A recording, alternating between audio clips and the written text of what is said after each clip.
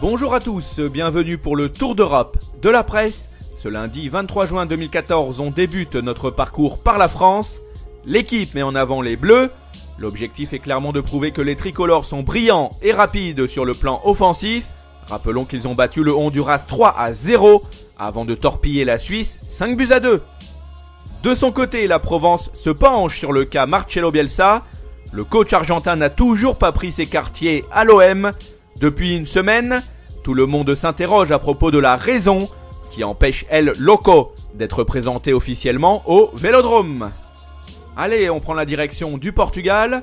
Le journal A Bola mise sur une photo de Cristiano Ronaldo qui a la tête baissée et qui a les mains sur les genoux.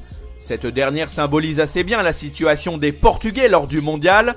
Tenus en échec par les États-Unis 2 buts partout, les hommes de Paulo Bento auront besoin d'un miracle pour se hisser en 8e de finale. Dans 3 jours, ils défieront le Ghana qui possède aussi un seul point dans le groupe G. On fait un détour en Algérie pour parler de la belle victoire des Fennecs contre la Corée du Sud, largement commentée par le buteur. Ils ont gagné, on le rappelle, 4-2. Cela faisait 32 ans que les Algériens n'avaient pas remporté un match de Coupe du Monde.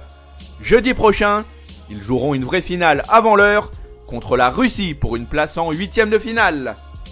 Cap vers l'Italie, à l'image de l'Algérie, la squadra Azzurra va jouer sa survie lors du mondial contre l'Uruguay demain soir. Pour le moment, ces deux sélections ont 3 points au compteur. Selon le Corriere dello Sport, Cesare Prandelli devrait aligner le duo Balotelli-Immobile face à la Céleste. On continue notre voyage avec une escale en Espagne. En ce qui le concerne, El Mundo Deportivo parle du mercato. Luis Suarez serait d'accord afin de signer au Barça. Mais le goleador uruguayen ne voudrait pas semer la zizanie à Liverpool comme l'an dernier. Du coup, la tâche des Blaugrana serait très délicate sur le papier.